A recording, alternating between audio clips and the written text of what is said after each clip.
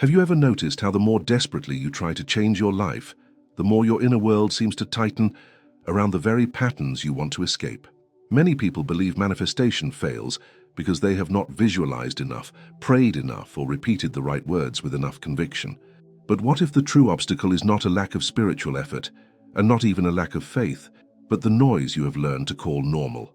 There is a kind of inner static that keeps the body loyal to old pain, old fear, old disappointment, even while the mind begs for a new reality. And that is where the silence most people avoid becomes sacred. Joe Dispenza often suggests that the body can become so conditioned by the past that it begins to live as if the past is still happening, repeating the same emotional chemistry day after day. In that sense, many people are not failing to manifest because they are weak, but because their nervous system is still rehearsing the memory of lack, delay, and emotional survival. The conscious mind asks for change, while the deeper self continues to expect the familiar. This is why divine silence is not emptiness, and it is not passive resignation. It is a threshold. It is the moment when inner agitation no longer commands your identity, and a deeper intelligence begins to reorganize what constant effort never could. When the noise softens, you finally begin to see what has truly been shaping your reality from within. Not fate, not punishment, but repetition. And once repetition is seen clearly, it can be transformed.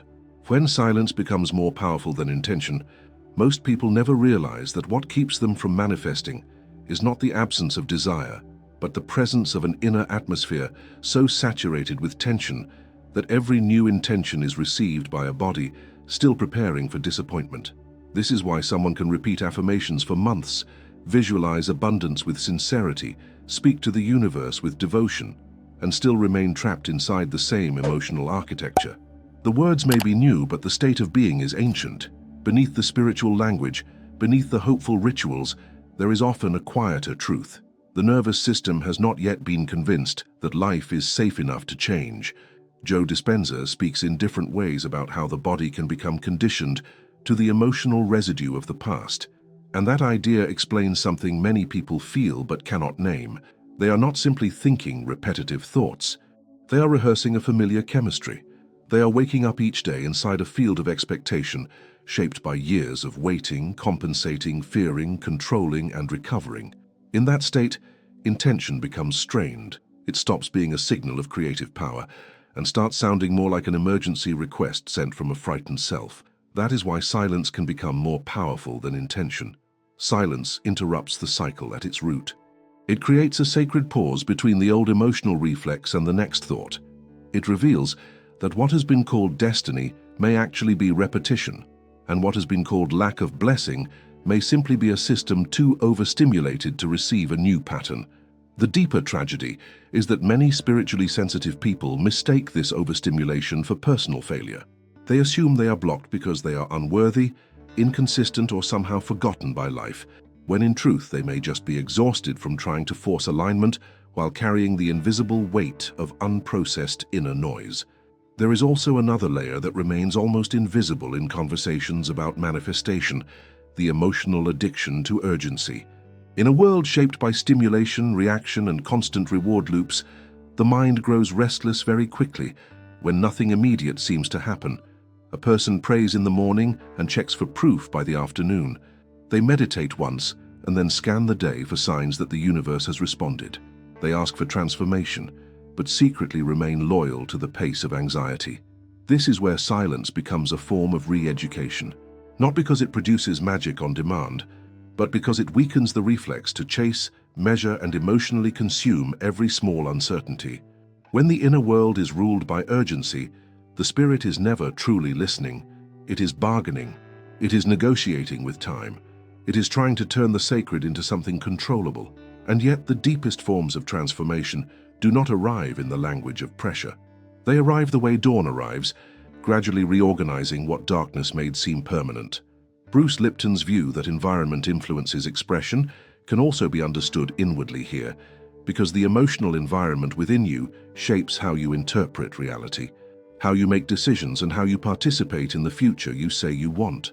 If your inner environment is still built around anticipation of loss, then even blessings can feel unsafe when they approach.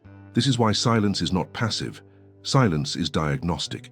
It shows you whether your intention is rooted in coherence or in fear. It exposes whether your spiritual practice has become another form of performance, another polished layer over a frightened interior. And once that is seen, something profound begins to change. You stop trying to manifest from desperation, and you begin to recognize that the first reality needing reprogramming is not the outer world, but the emotional rhythm you have been calling yourself. The hidden pattern that keeps recreating the same reality. There is a moment in every sincere spiritual journey when a person begins to suspect that the outer struggle is not the whole story. It is not just that life feels delayed, or that opportunities seem to arrive and then disappear, or that the heart keeps asking for renewal while the days keep echoing the same emotional weather. It is that something deeper appears to be organizing reality from beneath conscious intention. This is where many people begin to understand that manifestation is not only about asking, visualizing, or hoping. It is also about perception. It is about the invisible structure through which the mind interprets experience. The body stores emotional memory, and identity keeps choosing what feels familiar over what feels free. A person may say with complete honesty that they want love, peace, prosperity, or healing, yet still carry an interior script that whispers something very different. Nothing lasts. Joy is unsafe. Loss is near. I must struggle to deserve what I receive. These silent conclusions do not always appear as dramatic thoughts. Often they operate as atmosphere. They become the tone of expectation beneath daily life. And because they are subtle, they are easily mistaken for personality, for realism, or even for wisdom born from pain. This is why reprogramming reality begins much earlier than external results.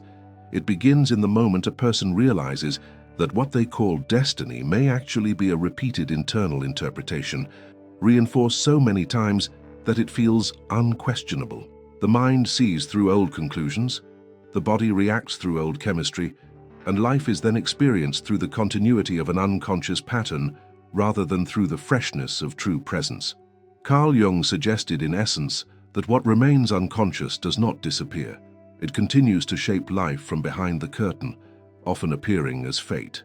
That insight carries enormous weight in the realm of manifestation, because many people keep trying to attract a new life while remaining inwardly organized around an older wound. They are not failing because they lack desire. They are meeting the limits of an identity still bonded to what it has repeatedly survived. There is also a biological tenderness to this process that deserves compassion. Joe Dispenza's work often points toward the way emotional states become familiar to the body. And once an emotion becomes familiar enough, the body can begin to crave its chemistry, even when the mind is tired of the story attached to it. This helps explain why frustration, longing, anticipation, disappointment, and emotional vigilance can return so easily, even in those who have studied spiritual principles for years. The self begins to orbit what is known. It asks for peace but still feels most awake inside urgency. It asks for abundance but keeps scanning for signs of loss. It asks for divine support while mistrusting every quiet space where support might actually be felt. In this way, manifestation becomes distorted not by lack of effort, but by the hidden loyalty of the inner system to a familiar emotional climate. Surface practices cannot fully transform what deeper honesty has not yet illuminated. A new affirmation laid over an unexamined fear can soothe the mind for a moment, but it rarely reaches the root. It is like repainting a wall while the moisture behind it continues to spread. Sooner or later, the old mark returns, not because the paint was false, but because the deeper condition remained untouched. That is why divine silence matters so profoundly. Silence slows the momentum of inner repetition. It exposes the shape of the hidden pattern. It reveals whether the soul is truly open or merely exhausted from trying to control outcomes through spiritual effort. And once that pattern is seen without performance, without panic, and without self-condemnation, reality begins to loosen from the inside, because the one who was unconsciously recreating the past is finally becoming visible to themselves. The identity that resists the life it says it wants. There is a hidden sorrow in personal transformation that almost no one talks about with enough honesty. Sometimes the greatest resistance to a new reality does not come from the outside world, but from the part of the self that has built an entire identity around surviving the old one. This is why change can feel strangely threatening, even when it is deeply desired. A person may pray for peace, ask for abundance, long for emotional renewal, and still feel an invisible contraction whenever life begins to shift. It is not always because they are afraid of failure. Very often, they are afraid of no longer being the version of themselves they learned to recognize. The old identity may have been painful, but it was familiar. It knew how to anticipate disappointment. It knew how to brace for silence, delay, rejection, and uncertainty. It knew how to remain hypervigilant and call that wisdom.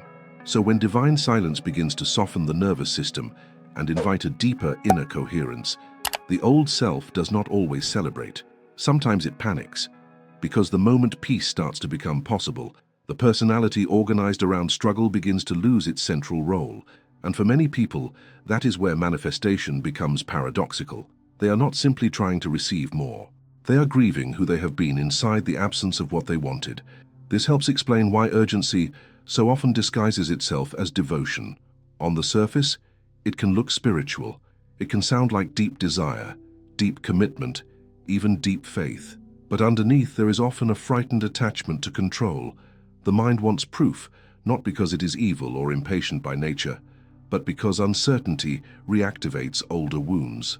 If life has disappointed someone enough times, then waiting no longer feels neutral. Waiting begins to feel like danger, and from that place, a person may start trying to control what was meant to be received through alignment rather than force. They search for signs too quickly. They question the process every day. They measure their worth against visible progress. They turn prayer into negotiation and silence into a test. This is where manifestation becomes emotionally exhausting, because the energy behind the practice is no longer openness. It is surveillance.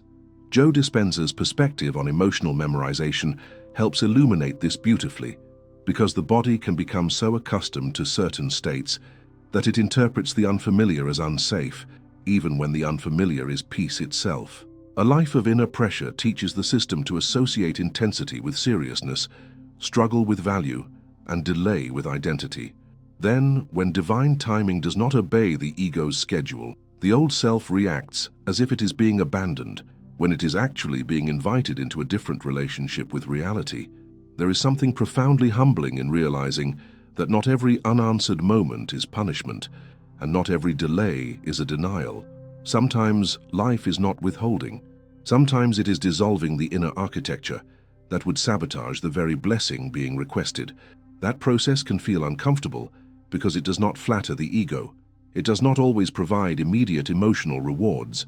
It asks for a kind of maturity that many spiritual conversations skip over, the capacity to remain internally honest when external confirmation has not yet arrived. Carl Jung, in essence, understood that what remains unconscious continues to govern behavior, and this applies powerfully here.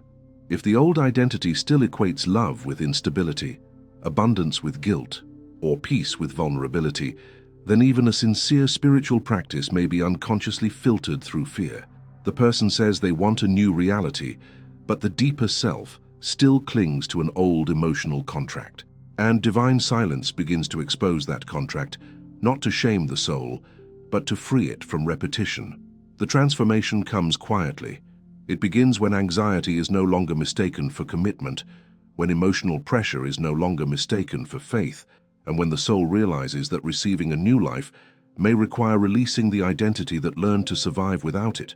In that moment, manifestation becomes less about convincing the universe and more about becoming inwardly compatible with what grace has been preparing all along. The quiet repatterning that changes reality.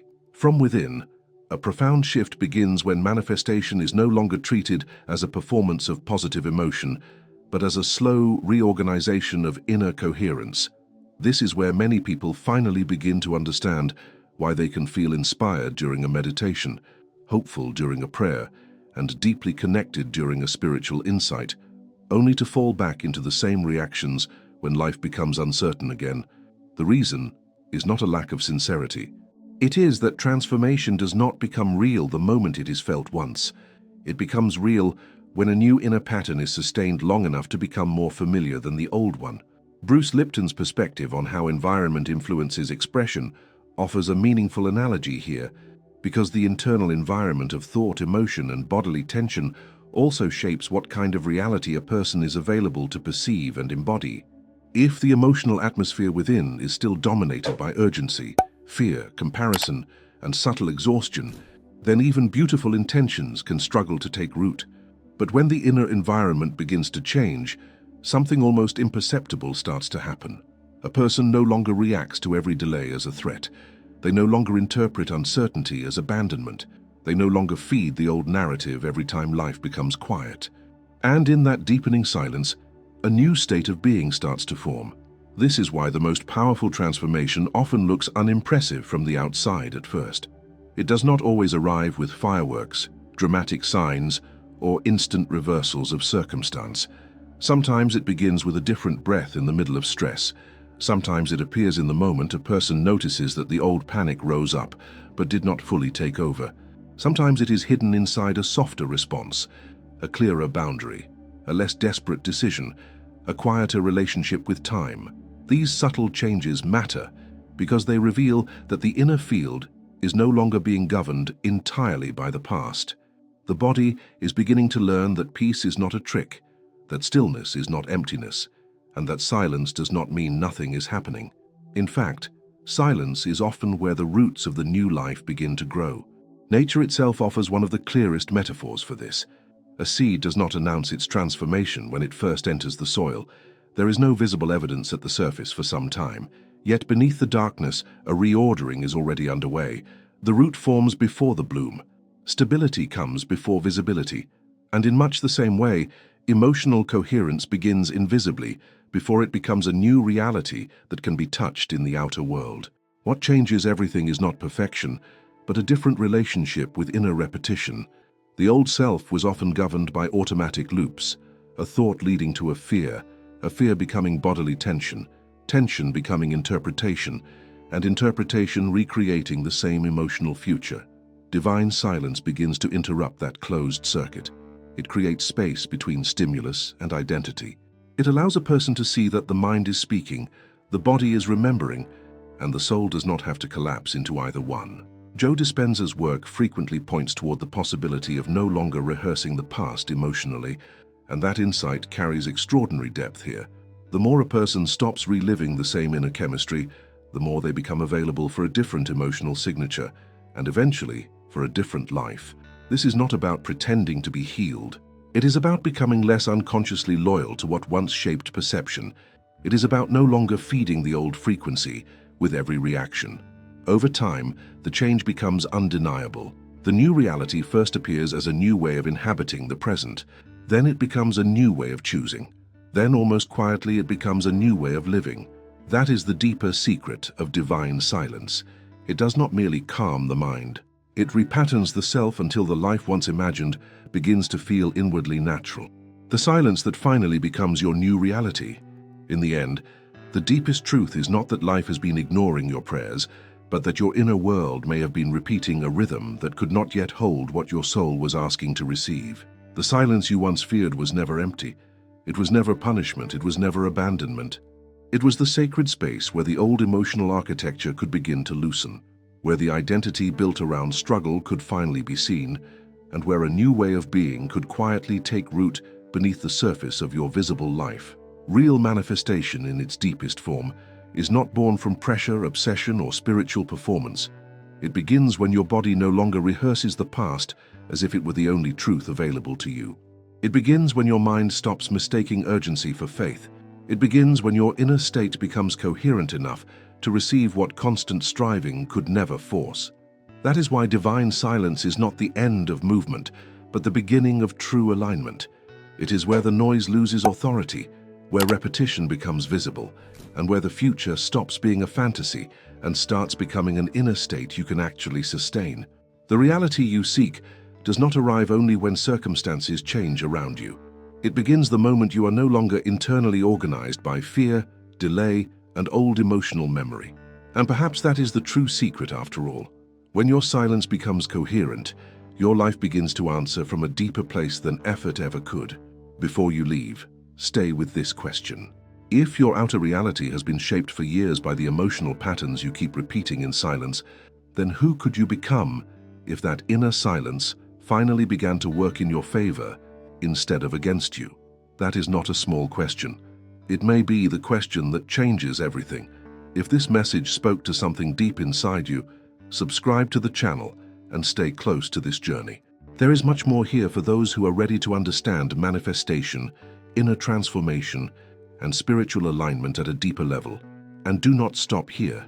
Continue with the video on the end screen, because the next message may help you recognize the hidden pattern that still stands between your present identity and the reality your soul has been trying to reach.